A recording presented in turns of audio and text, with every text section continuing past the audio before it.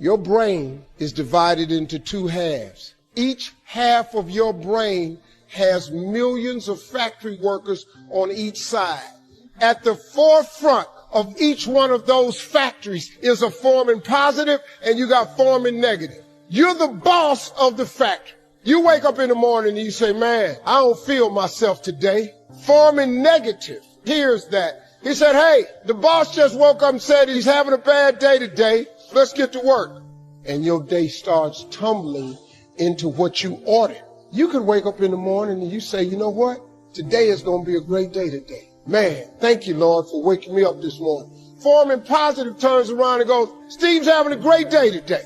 He's expecting some wonderful things to happen. And man, let's get it going. And they start manufacturing thoughts. You have got to change the way you think. It is the whole determining factor of where you go in life. So you make up what the future is. If your present is painful, you can escape to the past and get out of the pressure to change. How many follow this? Say I. Or you can escape to a future because no one knows what it is for sure and you can make it up. But if your brain links, it's been painful in the what? Past, in the, and it's even worse in the, it changes like that. Who here has ever stayed in a relationship that you knew was not right for you? It wasn't right for you, it wasn't right for them. Who has ever stayed in a relationship way too long? Who's done this before? Raise your hand. Say I. It wasn't good for you, it wasn't good for them, yet you stayed. Why? Why? Because even though it's painful in the present, what'd you do? You said, it'll get better over there in the future. Who finally changed? Who here finally changed that? Say I. How'd you do it? Your brain went, it's painful now, it was painful in the past, it's gonna be worse in the future, that's it! That's what I call a Dickens pattern. When you lock in pain in all those places, there's no place to escape, so you change. It's like if you put a wall here, and a wall here, and we close them in on you, amazingly, you'll move forward. That's what we're talking about. Giving yourself leverage on yourself that way, not having someone else do it to you, you do it to yourself. That's when you got the power again. If you look at a business, the chokehold on the growth of any business is always the psychology and the skill set of the leader. And it's 80% psychology and 20% mechanics, meaning so many small businesses, the owner might be an incredible innovator. Maybe they write incredible code. Maybe they're a tremendous influencer, but they don't know the economic side of their business, right? And they find themselves getting in trouble because somebody's giving them financial information after the fact. They don't have true financial intelligence to make decisions, and they get caught up. Can you give me an example of a business like that? You don't have to name names. Yeah, no, I'll pick my own examples. I had several companies early in my career that were near bankruptcy because I would sit down and I knew how to produce products that would change people's lives. I knew how to market. I knew how to build teams of people. But what I didn't know was finance. So I'd look and say, okay, how are we doing? I go, oh, you got a 20% profit. You got $2 million in profit in those days, little tiny company.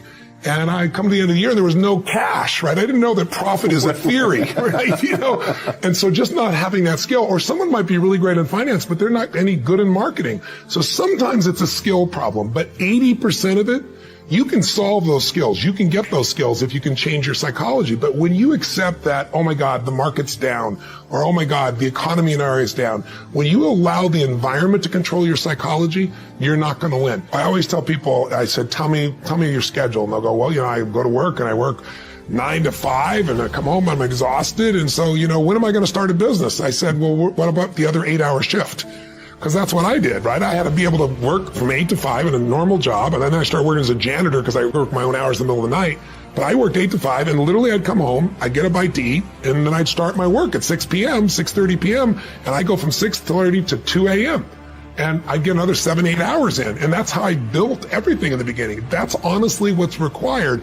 And to not do that is to cheat yourself, because in the end, what we get will never make us happy. It doesn't matter what you get. Doesn't matter whether it be money or opportunity.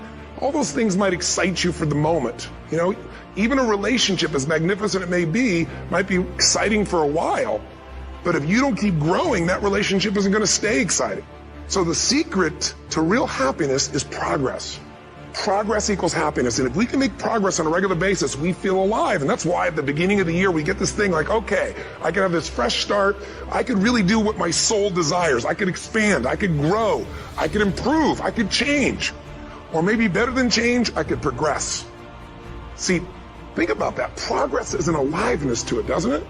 You don't have to work at changing. People say all the time now, well, I'm working on changing. Don't worry about it. You don't have to work on changing. Change is automatic. Your body's going to change whether you want it or not as the years go by. And no matter how hard you work, there's going to be some changes going on there. The economy is going to change no matter what you want it to do. The weather is going to change. Relationships are going to change. Everything in life is always changing. We don't have to work on change. Change is automatic, but progress is not.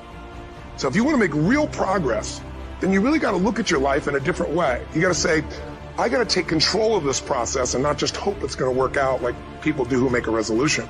Progress equals happiness. If you're not growing, you're dying inside. It takes courage to enjoy yourself. What are some of the self-defeating behaviors that we become involved in that prevent most people from enjoying themselves? Some people develop the "what's the use" attitude. Why bother? Some people have the "I really don't care." And they convince themselves that they don't care and they don't feel anything. And after a while, they really don't feel anything. Their lives are empty. Some people say, well, it's really not worth the hassle. Just too hard. It doesn't bother me anymore. The fact that I'm not living out my dream. The fact that I'm capable of doing more and I'm not doing it. The fact that I'm content but I'm not fulfilled. The fact that I'm not living my dream. Tom Rusk and Randy Reed in a book called I Want to Change But I Don't Know How said, people go through life many times playing it safe. He says that's the secret hope, that they say to themselves, if I never let myself feel too good, maybe I'll never get hurt too badly. A lot of people don't ever do the things they're capable of doing because they allow themselves to go along with the crowd, following the crowd. Many people have things they want to do, and they find themselves in relationships with people who are addicted to mediocrity, and they allow their behavior to influence their behavior, following the crowd. Many people don't do it because of the fact that they allow their lack of self-confidence to immobilize them. I remember when I wanted to go into business for years, that was an agonizing thought in my mind. I wouldn't try it because I didn't believe that I could make it. Of the 5 things that you would like to do if you had the courage to do, I want you to pick one thing. Pick one. And here's how to set it up for yourself that will help free you and get you unstuck. What is the worst thing that can happen if you do it? What's the worst thing that can happen? Let's say going into business for yourself, or changing careers, or getting a divorce, taking some kind of chance of something that you've always thought about doing, but you just haven't done it for whatever reason. What's the worst thing that can happen? Do the worst case scenario. Now, when you do the worst case scenario, you write those things down, the worst things that you fear would happen. When you name your fears, that puts you in control. What are you afraid of? Name it, write it out so you can look at it. Confront that fear. What is it? I'm afraid that things might work out. What else, Les? I've never been in business, okay? What else, Les? Well, I don't have all the help I need, okay? Good. What else, Les? Well, I don't have enough money, all right? Good. What else, Les? Well, I don't have a college degree. What else? I'm not as good as those other guys that I've seen up there speaking, okay? What else? Well, that's all I can think of right now. Okay, good. Now that takes you to the next step. What are the benefits? What are the benefits of your acting courageously, taking life on? Well, part of what happened was that I felt better within myself, and I had a strong sense of self-respect. Going into business for myself, I made a lot of mistakes. Sometimes I was down on myself. I felt stupid. I felt dumb because people who were in business said, why would you do something like that? Well, I didn't know. Boy, were you really dumb. And I used to chime in with them. Yes, I guess I was. I didn't know any better. But the other thing is, I had to say to myself, but I did it. I did, even if I made a flop of it, I did it. I took the chance. I took the leap. What are the benefits of your acting courageously? Whatever it is that you've identified. Write the benefits down and then focus on them. Focus on the benefits. Not on the liabilities, not on your fears. Focus on the benefits, that which you hold.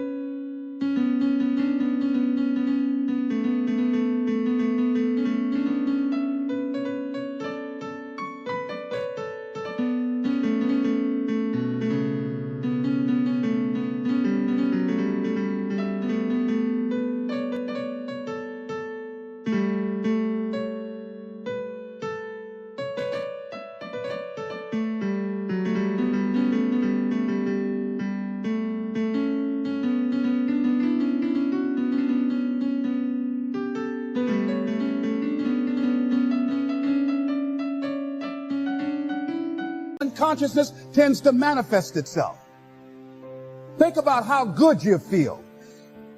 Think about the level of increased self-respect, the sense of self-worth that you'll feel.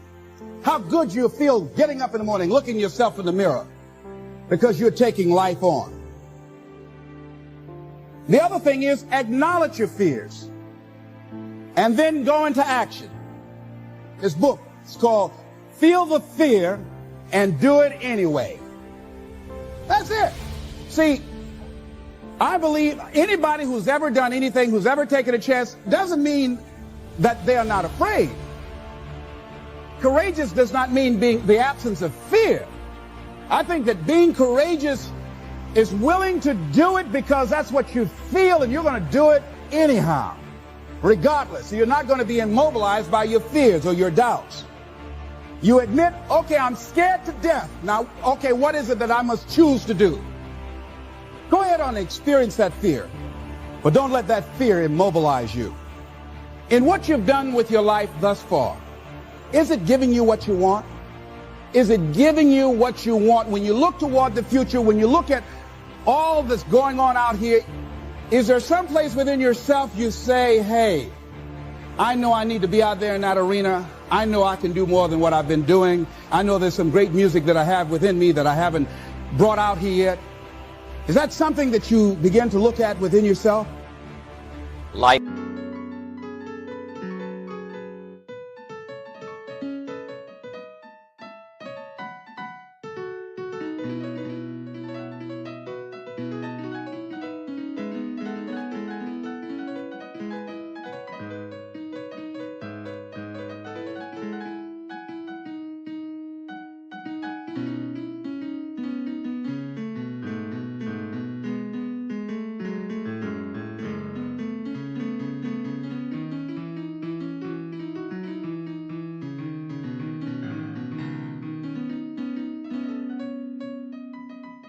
Life is not just the passing of time. Life is a collection of experiences, their intensity and their freedoms.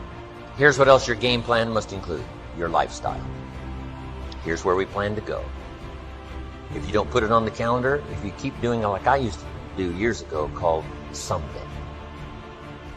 Here was the other one: as soon as. See, that means almost nothing. I tell my girls, as soon as. They knew this wasn't, probably never.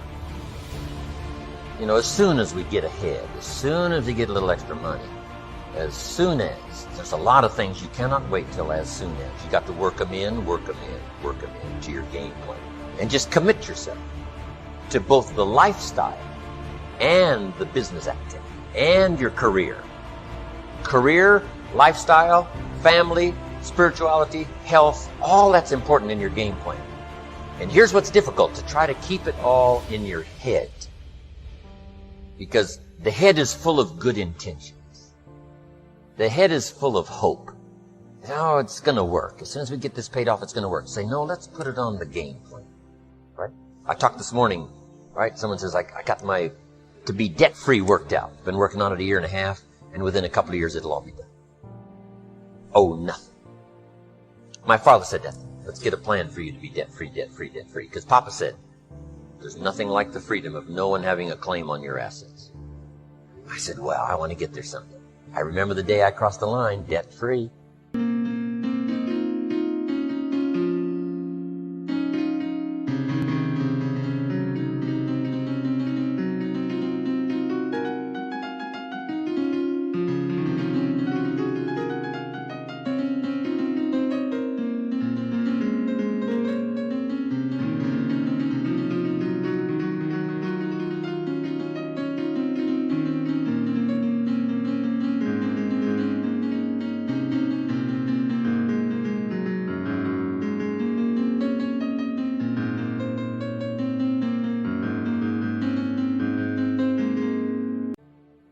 My parents left me their estate in Idaho.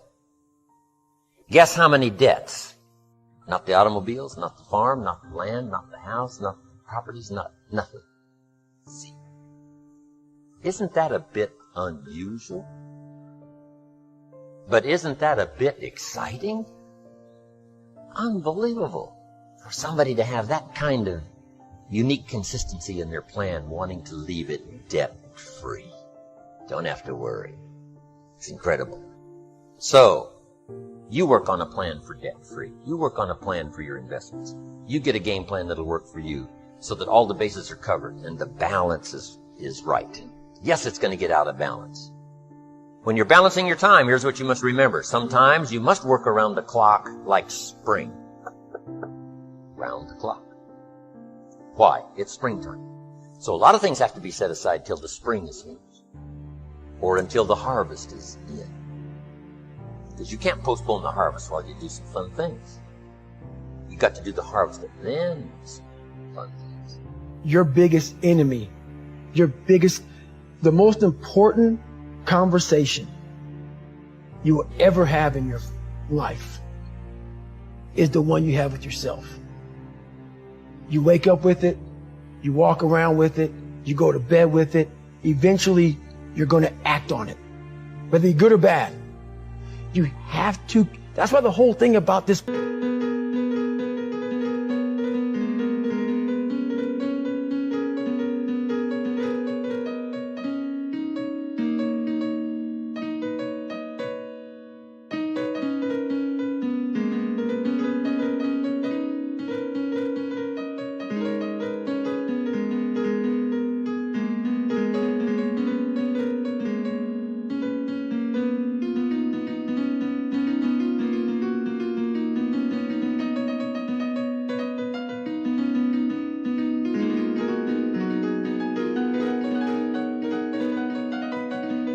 Book I have is about you. It is about you. It's strictly about you finding who you are. So many people die, live 100 years, never know who they are.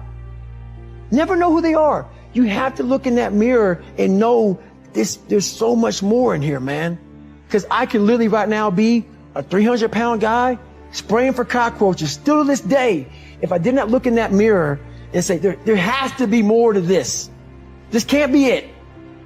And then willing to go into it, dive deep into it, and give all I have to find it. The law of Goya is simply get off your ass. So if you think and you believe and you emotionalize, you visualize, and you create your plan for how am I actually going to achieve this? So what do I need to do? When am I going to do it? How specifically? How am I going to tweak it, measure it, and iterate it so that I'm consistently making progress? I learned the value of progress versus perfection. None of my mentors ever had me focus on perfection. They had me focus on progress to just keep getting better. Little incremental gains every day, every week, every month, every quarter. And even when you move backwards a couple of steps, what's the progress that you made and what you learned? So I was taught that failure is an opportunity to learn. And I was also taught to disassociate me being a failure from failing.